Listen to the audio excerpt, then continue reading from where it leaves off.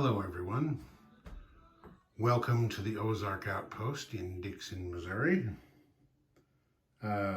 Full disclosure, this is my second attempt at this video because for some reason just a second ago my phone decided to make a 911 call on its own while I had my Movie Pro app running. I couldn't even get to the button to make an emergency 911 call with what I was doing. Anyway, that interrupted everything, so I just put the partial video in the trash and am starting over. Okay, this is Japan and the Commonwealth, July 1940. Japan started by missing both of its tech roles. They didn't get a spy ring role because they already have guys everywhere they can have them. In counter-espionage, they did double the British and American spies in Tokyo. I've realized that, and the whole 911 call thing threw me off so bad I didn't think about doing it before I started recording again. I forgot to do the spy actions and counter-espionage actions for both Japan and Great Britain. So once I finish this part, I'll do those and then have a little add-on section to tell you what happened. Okay, for their build, the Japanese repaired their damaged fleet carrier. They moved the major factory under construction to stage 2. They built 2 SNLF, 4 infantry, and 1 destroyer. Then they went to work a little bit. Down there in Kwangtung, the Japanese did an amphibious assault. They had 5 infantry from Kyushu and 1 from Tokyo that went over here and landed with their non-capital ships capable of shore bombardment. Believe it or not, the ships, battle cruiser, 1 of the heavy cruisers, and a light cruiser, each got in there for a shore bombardment hit. There had been 2 KMT infantry and 2 artillery defending here, so that wiped out 3/4 of the defending troops right there. Tactical bomber went in there and killed the remaining infantry. However, he did get a hit in defense and did a double casualty to the invading Japanese infantry. Okay, that was it for their attacks. Their non-combat moves didn't amount to much. They pulled what little they had out of Nanking. The infantry went to Hunan, the commander went to Shantung, and then here in the Sea of Japan, they pulled 2 transports back home from the Yellow Sea that were just sitting out there doing nothing. They also brought a destroyer over here from the Yellow Sea as first strike protection against that Soviet sub. And then, of course, once the carrier was repaired, the 2 fighters from Honshu flew back out and got aboard. And their destroyer that they built this turn also went to the Sea of Japan. Japan spent 3 oil this turn, collected 7. They're at war with a major power, the Soviet Union, so now, as a result of that, they get to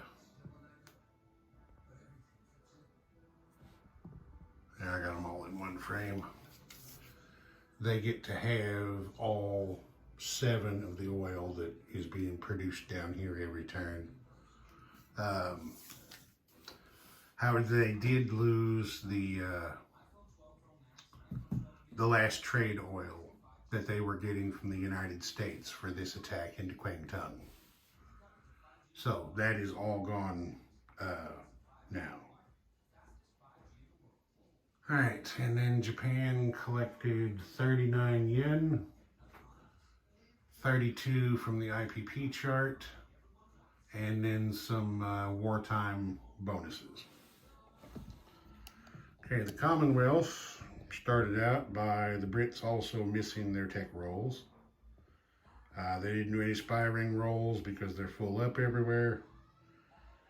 They didn't do any counter-espionage rolls because everybody in London is already a double agent. For their build, they finished, the Brits finished their battle cruiser and built another destroyer. FEC finished their battle cruiser and built 1 Marine and 1 Gurkha. Anzac finished their heavy cruiser and started an escort carrier. Now the Royal Navy, after the shellacking they took in convoy raiding from the Germans, decided it was time for a bit of payback. So the Hounds went out after the Foxes. Right here, if you remember, there was a U-boat here off Newfoundland. An escort carrier and destroyer came over here from the mid-Atlantic in combat movement, attacked the U-boat and sank it. The U-boat fired back and got a target select hit, which it applied to the escort carrier. So the tactical bomber had to come over and land on Newfoundland.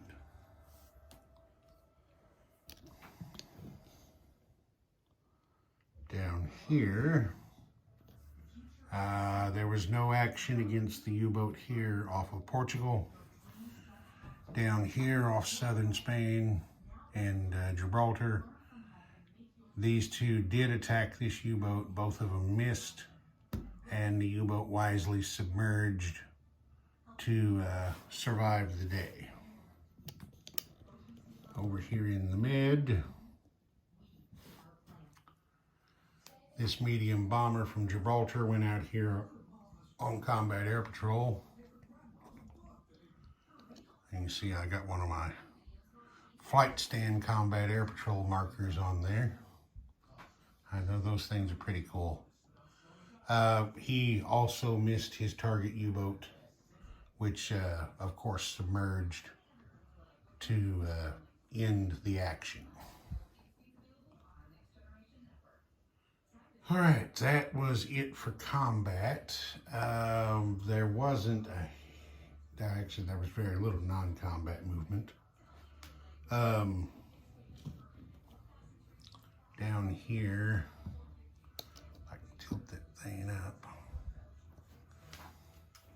The seaplane from South Africa moved up here to Southwest Africa, putting himself in a little bit better position to go out here and try to go out here and try to threaten this U-boat. And that was it for non-combat movement. Wait a minute. I forgot a whole battle. That 911 call threw me off and messed me up. Yeah, I forgot the Battle of the North Sea up here. Yeah. The admiral commanding the home fleet decided he didn't like those Germans hanging out there off Denmark. So he sent the boys over there to discuss matters with them, and As you can see, Jerry came up short. The British lost in the action. They didn't get a freebie. In the action, they lost a coastal defense ship, 2 light cruisers, a destroyer, and as you can see, they took a damage on their battleship.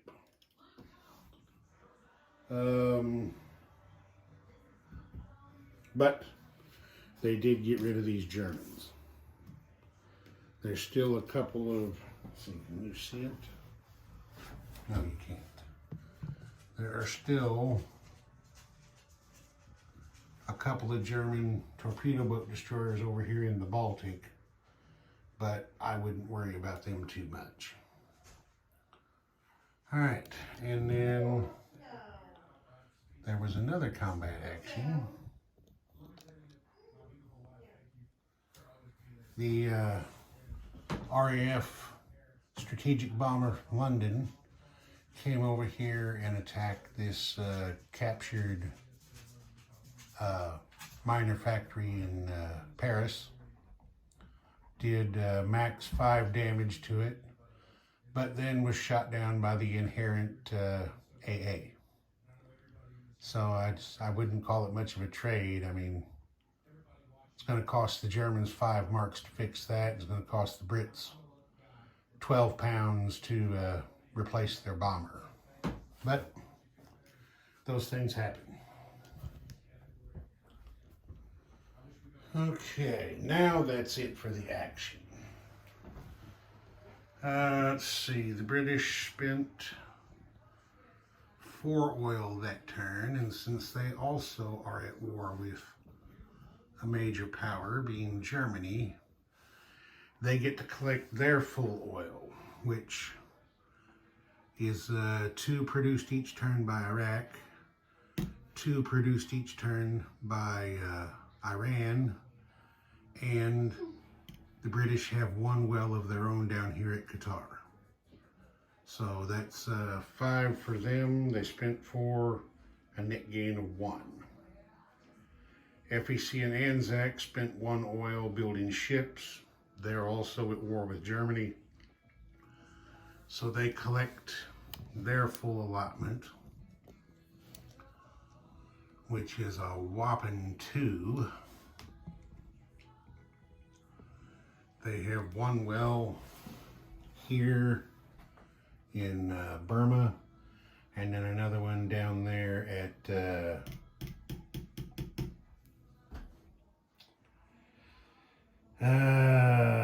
it starts with an S.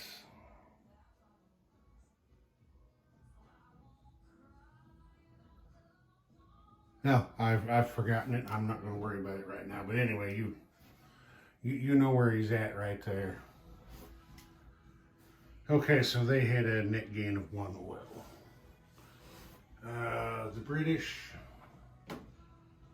with their income and bonuses, plus their wartime economy roll, have wound up with 36 pounds in their bank.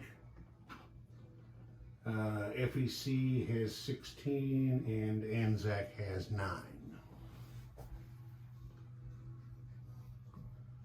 All right, now let me do the spy stuff that I forgot, and I'll be right back.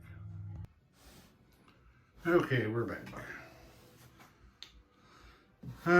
Japan did not have any spy actions to do because their guys that are around the world have all been doubled. They did, however, have 3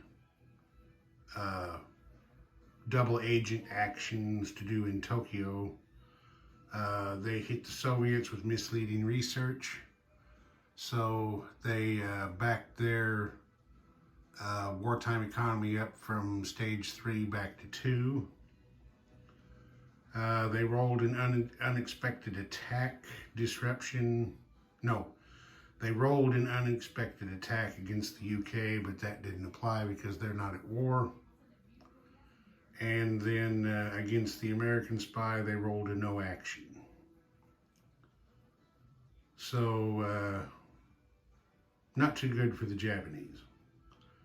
All right, the Brits had one spy action where they rolled a failure against the Soviets. So nothing happened there. Then their double agent rolls, they hit misleading research against Germany.